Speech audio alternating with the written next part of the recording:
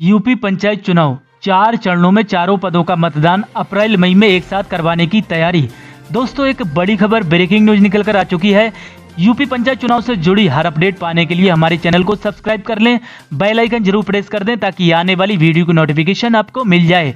दोस्तों, आपको बता दें, उत्तर प्रदेश में पंचायत चुनाव अगले साल अप्रैल व मई के महीनों में करवाने के आसार बन रहे हैं। राज्य निर्वाचन आयोग ने ये चुनाव 4 चरणों में संपन्न करवाने की जानकारी तैयारी की है। ग्राम पंचायत सदस्य, ग्राम प्रधान, क्षेत्र पंचायत सदस्य और जिला पंचायत सदस्य के 4 पदों का मतदान एक साथ होगा। इसके लिए प्रत्येक जिले के विकास खंड 4 हिस्सों में बांटे जाएंगे। इधर प्रशासनिक स्तर के साथ ही चुनाव लड़ने के दावेदार भी मैदान में कूद पड़े हैं। वोटर लिस्ट पुनरीक्षण की घोषणा होने के बाद अब गाँव में इस बात पर चर्चा हो रही है कि कौन सा गाँव आरक्षित होगा और कौन सा नहीं। सबसे पहले गुणा भाग इस बात के लिए लगाया जा रहा है कि इस बार जो सीट जिस वर्ग के लिए आरक्षित है या अनारक्षित, अब इस बार चुनाव के लिए वह सीट किस वर्ग के लिए तय होगी।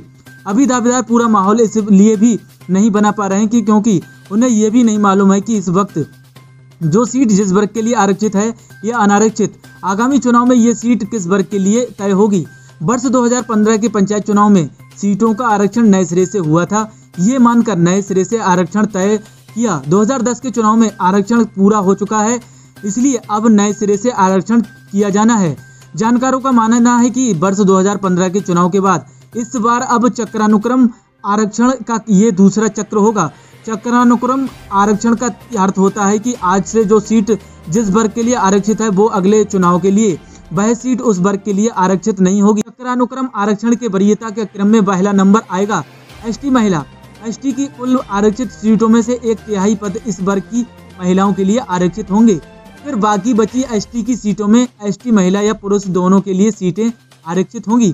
इसी तरह एससी के 21% आरक्षण में 1/3 सीटें एससी और महिला के लिए आरक्षित होंगी और फिर एससी महिला या पुरुष दोनों के लिए होगा। इसके बाद ओबीसी के 27% आरक्षण में 1/3 ओबीसी महिला के लिए तय होंगी।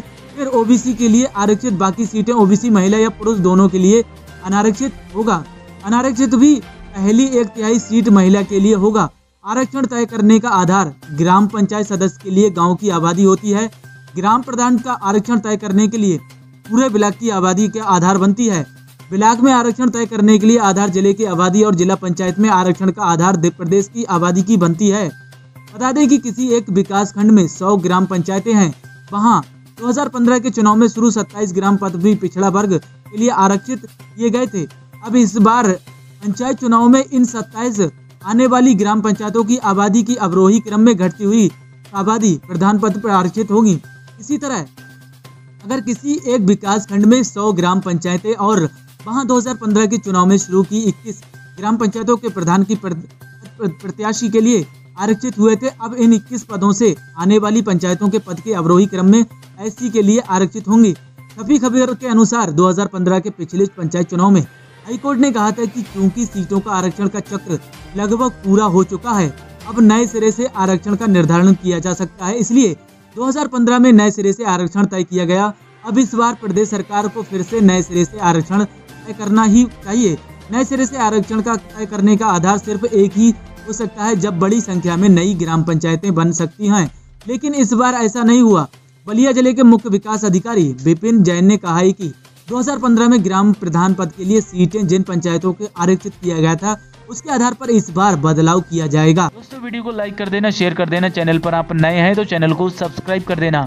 आपने अपना कीमती समय दिया, इसके लिए धन्यवाद। Thanks for watching. Have a nice day.